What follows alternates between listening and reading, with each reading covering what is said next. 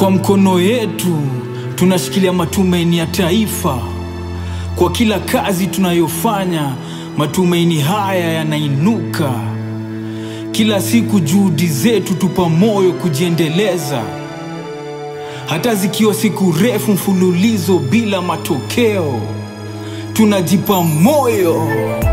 Kama mbegu ardhini, tunachipuka na kuinuka juu kama mimea. Kwa furaha moyoni, hatutasita, hatutakata tamaa. Tunajivunia kazi ya mikono yetu.